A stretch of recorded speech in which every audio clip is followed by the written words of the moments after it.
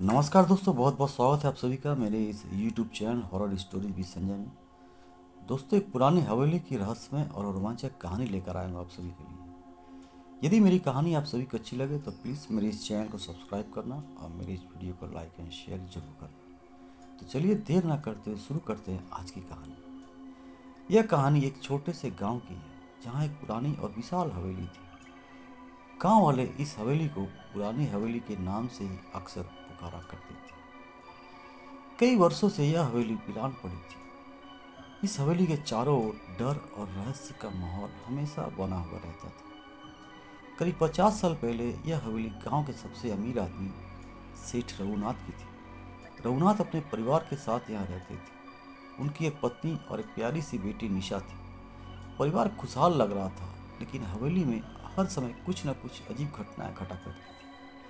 लोगों का कहना था कि हवेली के नीचे एक छिपा हुआ तहखाना है जहां रघुनाथ ने कई सोने चांदी के खजाने छुपा कर रखे थे। गांव वाले कहते थे कि रघुनाथ ने इन खजानों को सुरक्षित रखने के लिए काली शक्तियों का भी सहारा लिया करता था। एक रात हवेली से चीखने चिल्लाने की आवाज़ें आई। गांव के लोग जब वहां पहुंचे तब तक हवेली में आग लग चुकी थी। आग बुझने के बाद सेठ रघुनाथ, उसकी पत्नी और बेटी के शव उस हवेली में नहीं मिले, लेकिन हवेली के चारों ओर खून के निशान थे।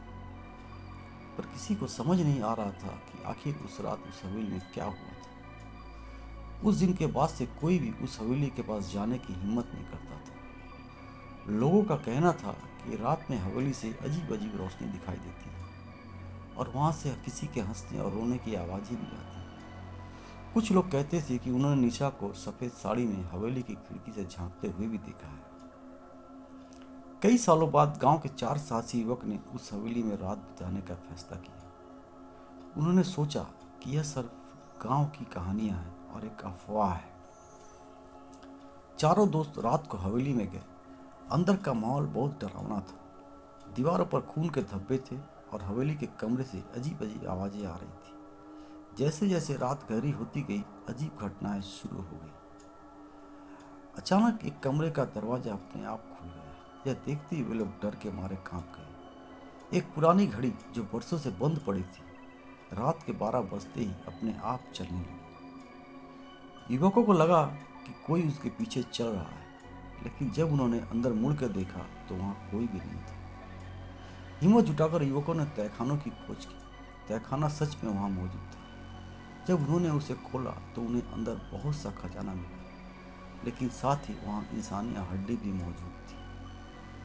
तभी हवेली में बिजली की तरह चमक हुई और एक काले साये ने उन पर हमला कर दिया।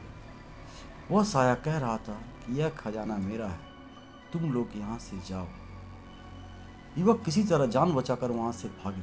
जब वे गांव पहुंचे तो उन्होंने देखा कि उनके शरीर पर अजीब निशान थे। वे कभी समझ नहीं पाए कि उस रात क्या हुआ था। उस दिन के बाद से किसी ने भी हवेली में जाने की हिम्मत नहीं की। लोग कहते थे वहां रघुनाथ की आत्मा अपने खजानों की रक्षा आज भी कर रही है। हवेली अब भी गांव के कोने में खड़ी है, लेकिन उनके चारों ओर सिर्फ सन्नाटा और डर का राज है। दोस्तों, यह कहानी हमें बताती है कि लालच और काले जादू का अंत हमेशा भयावह होता है। दोस्तों, बहुत बहुत धन्यवाद मेरा यह वीडियो देखने के लिए। तो चलिए मिलते हैं किसी एक नए हॉरर कहानी के साथ। तब तक के लिए एक छोटा सा प्यार भरा नमस्कार आपके लिए।